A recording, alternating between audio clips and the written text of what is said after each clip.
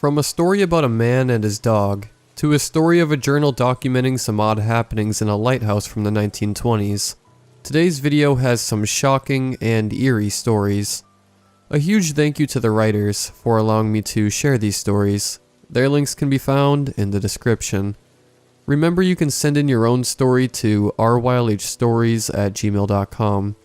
Enjoy the video, and as always, I hope you all have a great night.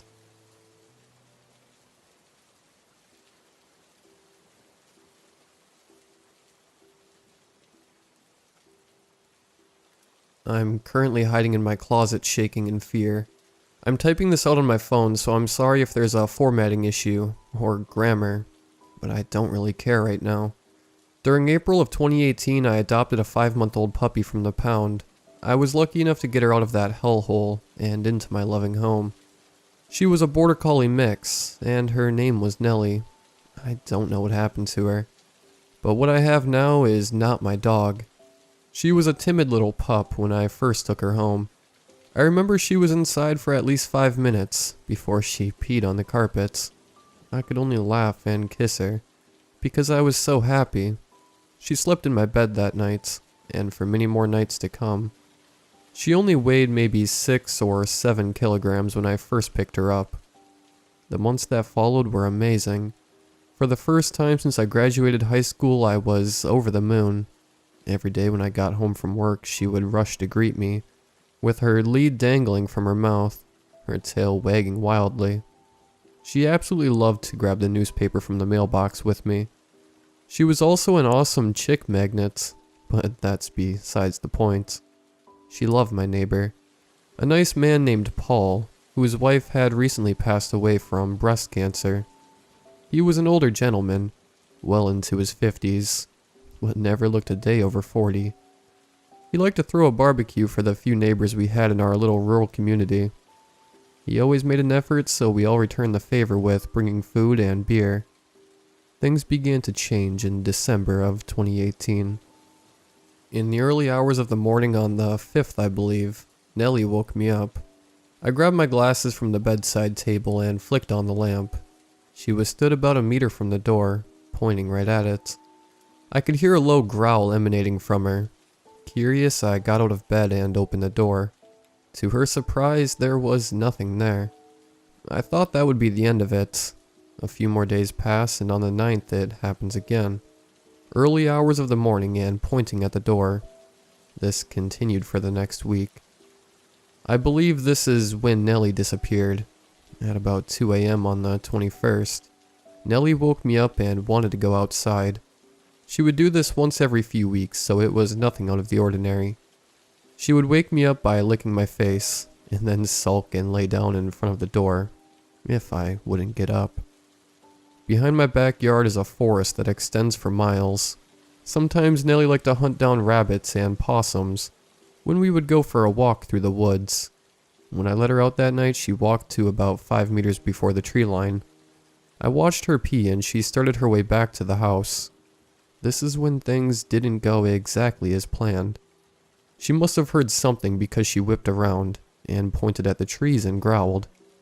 I thought it might have been a rabbit, but thinking back on it now, it was probably something much worse. She barked, then made a beeline for the trees.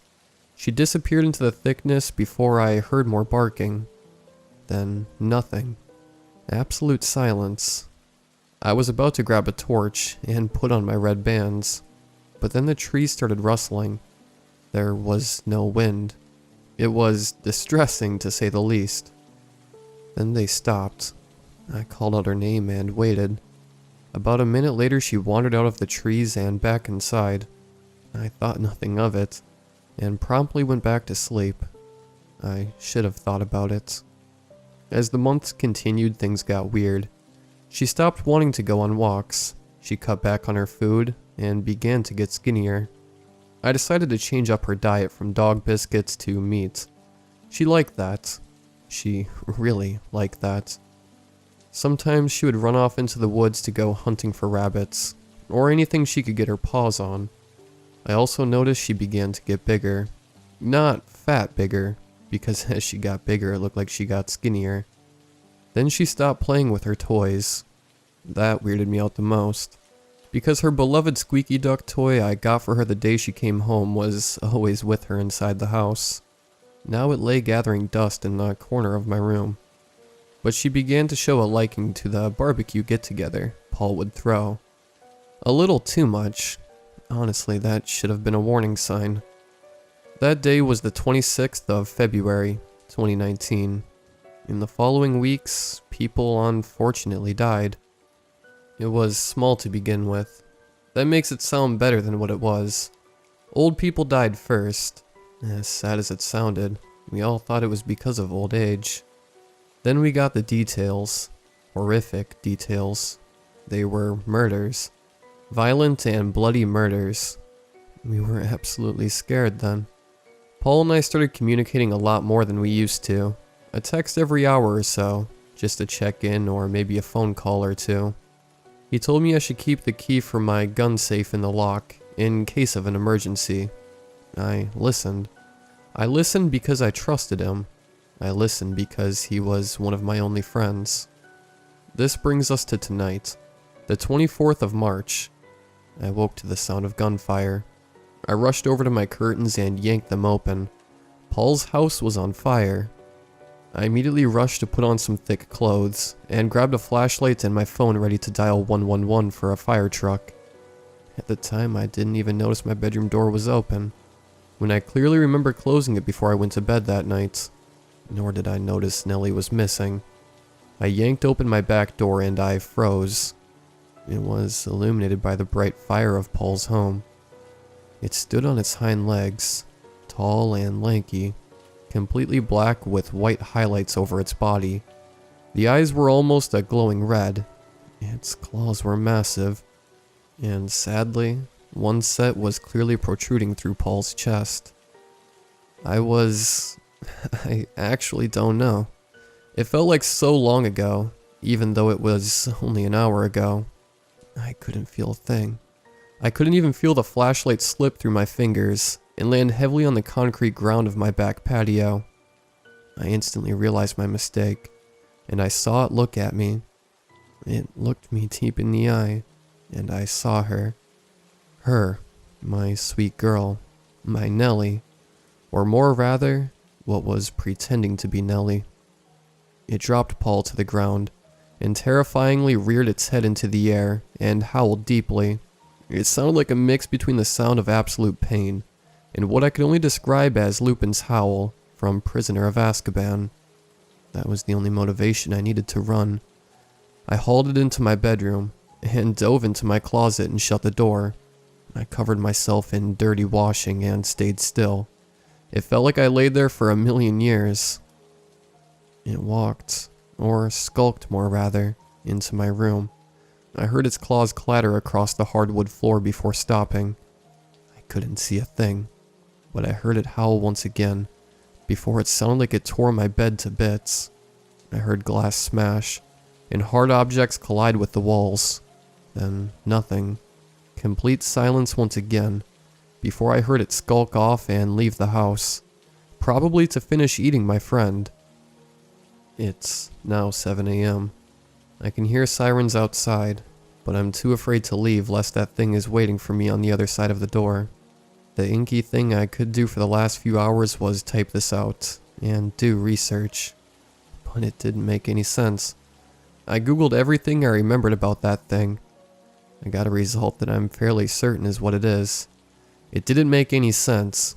I read pages upon pages of this thing, looked at artwork, folklore, everything. It doesn't make sense. The research says the location of the creature is found in the United States, usually on Native American land. So what is a Wendigo doing in rural New Zealand?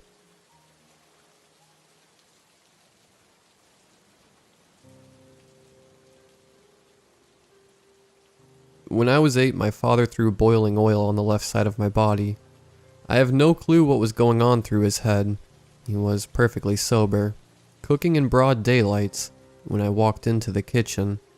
I'm really prone to getting sore throats for some reason, and unfortunately I had a sore throat on that day. I was wearing my Winnie the Pooh bedroom slippers. so my dad couldn't hear me walking down the stairs, or me walking into the kitchen. I pulled the bottom of his jeans to get his attention, since I wasn't able to talk, when bam, the entire kitchen gets thrown my way, along with a bath of boiling oil. I managed to turn my body so only the left side got burned, but it still hurts, a lot. Like it really, really hurts. I genuinely thought I was going to die. The last thing I remember before fainting was my dad, back against the counter, white as a ghost, and breathing like he had just run a mile in a minute. Flash forward 11 years. Dad's still with us. My left side looks like someone glued goat hide on it. And we've moved houses. Not just houses, countries in fact. We used to live in the US, now we live in Malaysia. Why Malaysia, you might be asking? My mom's excuse went something like, my friends say it's really comfy there, and $1 here will get us $4 worth of stuff there. That sounded really fishy to me. The house we used to live in was a triple story with 9 rooms, and 5 bathrooms. Like that's pretty good for a family of 4. As for the money part, that's totally baloney. You see, my dad is the sole programmer of one of the most well-known game franchises in the world. They release a new installation every year, because he works a few months each year, and gets a couple $1 million in return. As for my mom, she is a microeconomics lecturer at Harvard. While not as good as my dad's, her pay is by no means bad. Long story short, I didn't believe a word of their nonsensical idea of an excuse. Was something wrong with the neighborhood? Unthinkable. We lived in what was the most sophisticated neighborhood in the entire country. Some kind of threat? Probably not. Both my parents never got into any trouble, and were both very charitable. I could think of only one logical explanation. There was something wrong with the house itself. As fate would have it, my college was organizing a field trip to the US for the top student in each class. Despite my lazy looks, I do have a bit of natural genius. Stuff like quantum physics and applied mathematics come naturally to me. On the topic of my looks, you might be wondering how I don't scare the crap out of anyone. Well, I wear makeup that matches the color of my face, and bandages on my left hand. I always keep an umbrella with me, so the makeup doesn't wash off when it rains. The only people who know my secret are my family, my really good friends, and my girlfriend. Before you ask, yes, I have a girlfriend. Anyway, I still keep in touch with some of my old friends in the US, and asked them if they wanted to help me investigate my old home. At first, all 3 of them, Jake, David, and Trent, refused. Now I wish I had just left it at that, and just went along with the field trip, like any normal human would. It would have saved us all the trauma, not to mention my arm. But no. Instead, I made them a deal.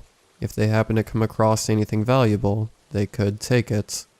Of course, upon hearing this, all of them decided to come along. The day of the field trip, I wave my parents goodbye and get into the cab heading off to the airport. There I meet my college friends, and make some small talk while waiting for the plane.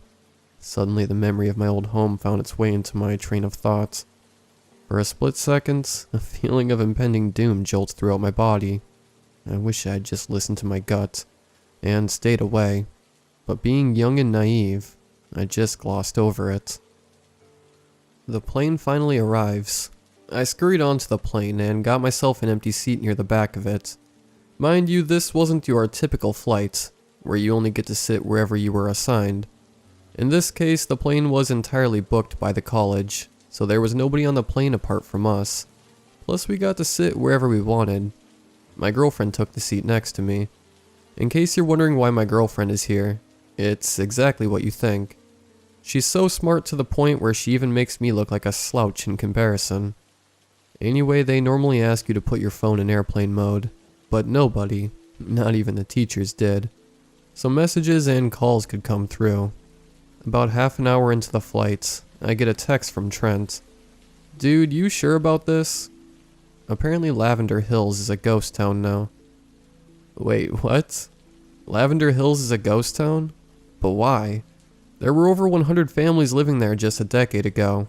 How could it have become a ghost town so quickly? And why? The universe kept throwing hints at me, and I just kept ignoring them. My pride and curiosity didn't let me turn back now. I just couldn't. I've come this far already. I'll unravel the truth if it's the last thing I do. Those were the thoughts playing in my mind. It really was nearly the last thing I ever did. I just replied to Trent with a simple yet effective, "You gonna back out now? I mean, sure, but no loot for you, I guess." Within a minute he replies saying he's up for it. Knowing I'm in for a long flight, I just close my eyes and try to fall asleep. I awaken to the pilot's voice booming from the speakers. We had finally reached the US. I quickly break off from the group and get into a cab. "Where to, kid?" croaked the 70-something-year-old man. "Lavender Hills," I reply promptly. He turns pale and in a silent whisper says, "Lavender Hills? Like hell I'm going there." And he drives off at a speed I didn't think such an old car could even come close to. Now what? I decide to take a bus to Boyne City, Michigan, and walk the rest of the way. When I finally reach a couple hours later, my legs feel like jelly. It's around 7 p.m. now, and it was getting dark. I'm greeted by the annoyed face of Jake, David, and Trent. "Welcome, Your Highness," they say in unison. Must have taken some rehearsing for that, huh? I retort sarcastically, "Oh, no worries. We had plenty of time to rehearse," says Jake.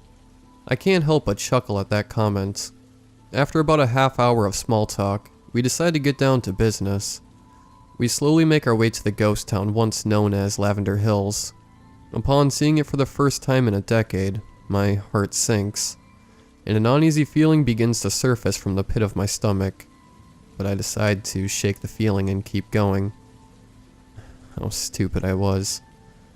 I catch sight of my old home after some frantic searching by the rest of the guys. It was the only house painted a different color, so it was easily distinguishable to me. Of course, they didn't know that. I stand in the middle of the road in front of my house, reminiscing about my childhood in it. Suddenly, while I'm deep in thought, I see something move at the window. I snap out of my trance and ask, "Hey, did you guys see that?" "See what?" replies David.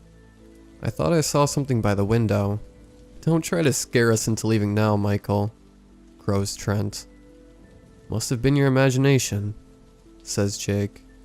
"Yeah, I guess," I reply. But somewhere deep in my mind, I knew I wasn't just seeing things.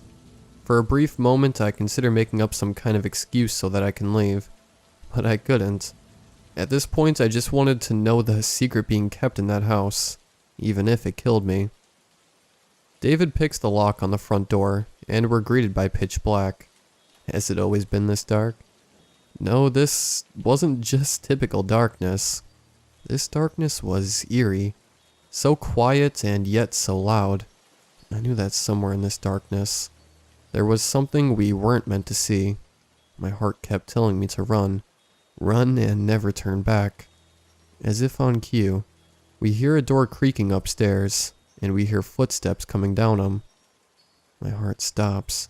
All my senses are shut down except for the one that processes the sound of feet hitting the stairs. In the spur of the moment, I figured something out. Whoever or whatever was coming down the stairs, despite the pitch black setting, could see us, and it was out to get us. I hear the choked breathing of the three guys next to me. Needless to say, we were all too terrified to move. My brain was clogged.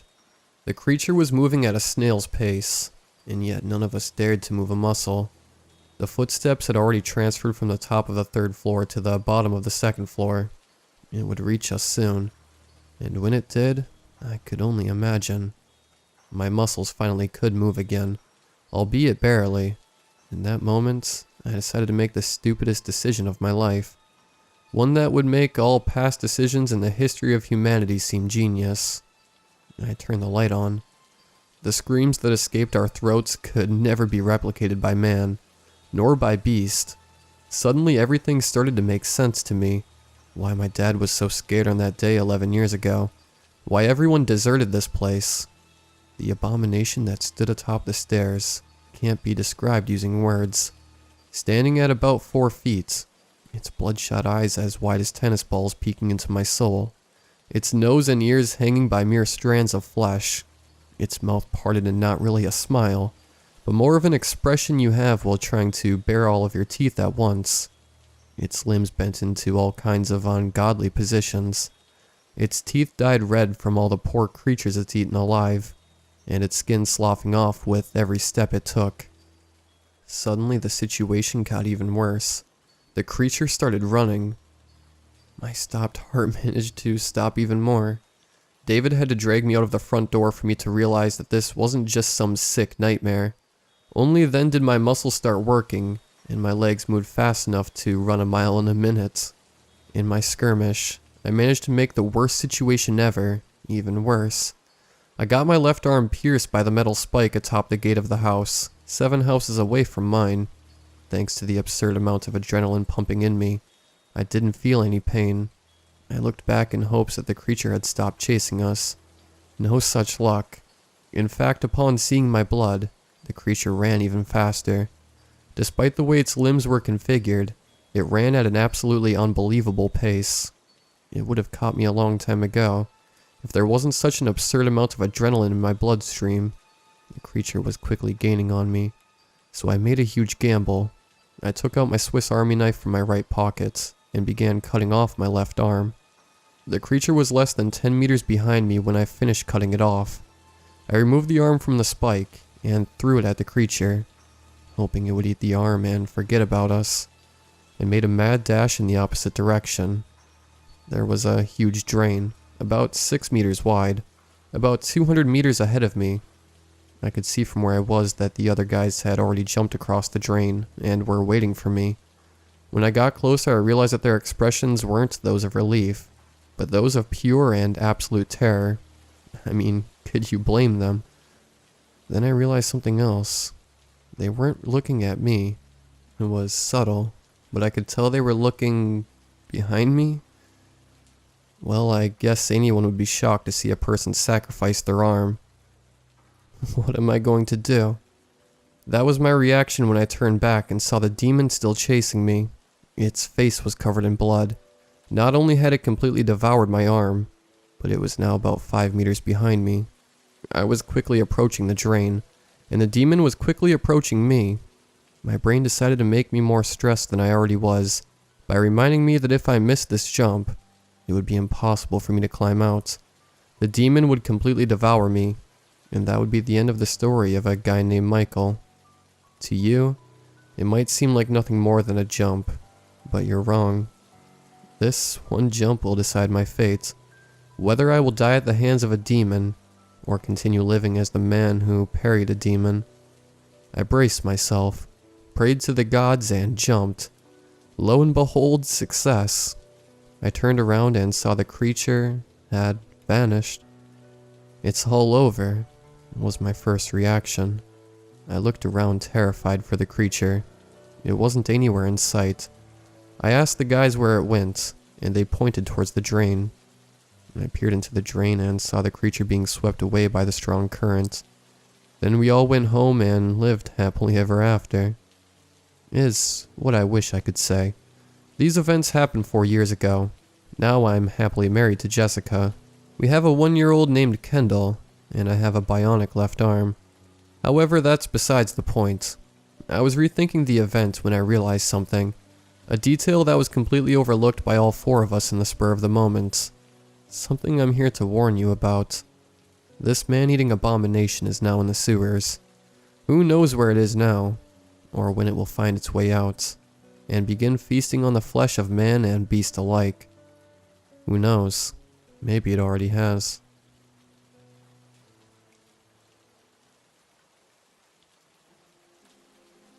Last month, while helping my mom move, I came across some journals that my grandfather, Liam, had given her.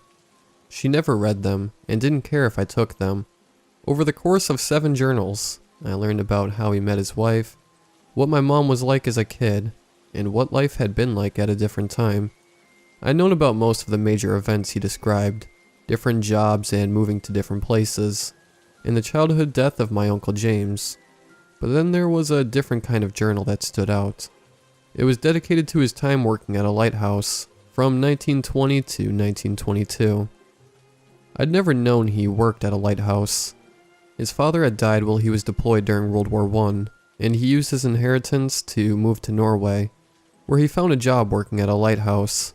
Most of his entries from that time were pretty menial, documenting nice weather and personal thoughts, but some of them described some unusual things that I thought might interest you guys. I'll be condensing his passages in my own words.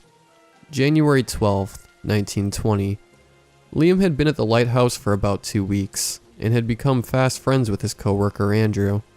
The two of them had found time for nightly card games, and bonded over the same sense of wry humor and love of literature, which led to nights spent borrowing mini books. The two switched shifts every week, and Liam was on the night shift. It was around 1:30 when he heard a woman screaming outside. He ran down and searched the shore for half an hour, but couldn't find her. A wretched voice, cracked with pain and desolation, hung in my ear no matter how far I stretched. Her cries were always as loud as the minute before, never getting farther or closer to me. He eventually went to wake up Andrew, who seemed unconcerned, and told him to ignore the sound. Liam brushed it off as a possible joke meant to scare the new guy. June 22nd, 1920. Liam was filling the lamp with kerosene and chatting with Andrew before going to bed. He was about to head down when he heard a foghorn sounding off continuously. That meant that a nearby ship was in trouble. Without hesitation, Liam went for the stairs, and Andrew pulled him back. He listened for a moment, and quickly refused to go. Liam was absolutely infuriated. People's lives could be at stake if they didn't go. So they got in the boat, and while they rowed across the water, Andrew kept saying that they shouldn't be in the water, but refused to say why. When they finally came up on the ship, Liam quickly realized why. There was nobody on board. It was as if the ship had been set loose and drifted away. The explanation might have made sense if the nearest port wasn't around a tight bend.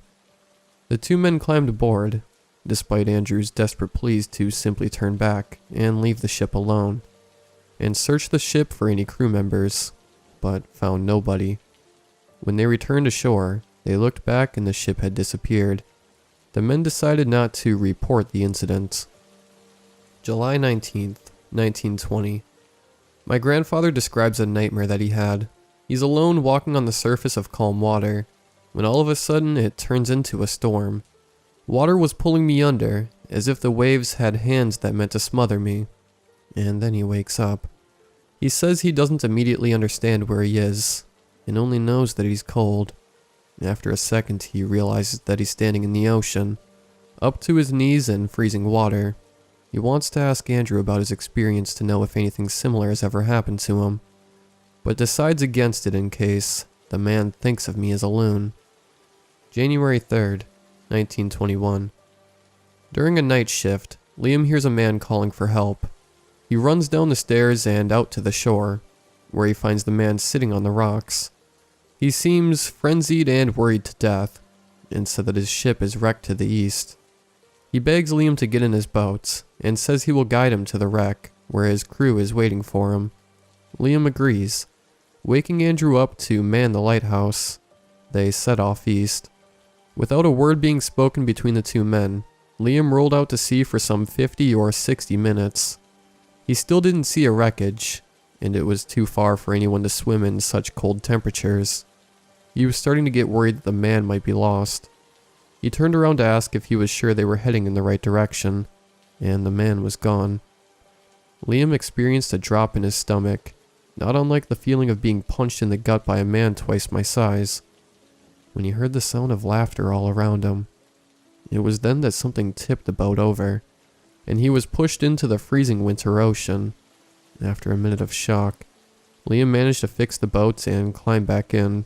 While he rowed back to land, he found that he longer liked the soft waves of silence that once brought me such peace of mind. They now bring memories of that shrill laughter. October 6th, 1921. He had the nightmare again. He was up to his chest in the water when he woke up. When Andrew asked what he was doing, he told him that he'd been feeling feverish and needed to cool off. He feels a bit worried about himself. He's been hearing the woman screaming again. February 2nd, 1922. While Liam was cleaning the outhouse, he noticed a man standing on the roof of the keeper's quarters, through the window. Of course, he thought it was Andrew. Worried that something bad might happen, he made his way over. With the low light of the morning sun peeking over the horizon, he'd mistaken the man's dark appearance to be a shadow. But as he grew nearer, he saw that it wasn't a shadow at all, but a darkness that had swallowed light in the form of a man. He watched as the sun quickly climbed up into the sky, and within 5 minutes, the darkness had faded into nothing. It was after this experience that my grandfather had finally decided that enough was enough, and left. Those were just a few of many experiences he had in Norway, and for the rest of his life he refused to talk about it. After the last entry in that journal, which documented his trek into Kansas, and thus a new beginning, he never mentioned the lighthouse again, not in the journals or in person. His last words on the subject, written on April 24th, 1922, were, "The mentioning of such an evil place would surely be the end of me, and anyone else who heard the words." In 1936, my Uncle James drowned in a lake. They found him on the morning of October 16th, still in his pajamas. When I was a teenager, I had asked my grandmother if that had been why she and Grandpa had gotten divorced. She said no. She said that the reason was because, as he pulled their son's little body out of the water, and with any future mention of their son's death, Liam could not stop laughing.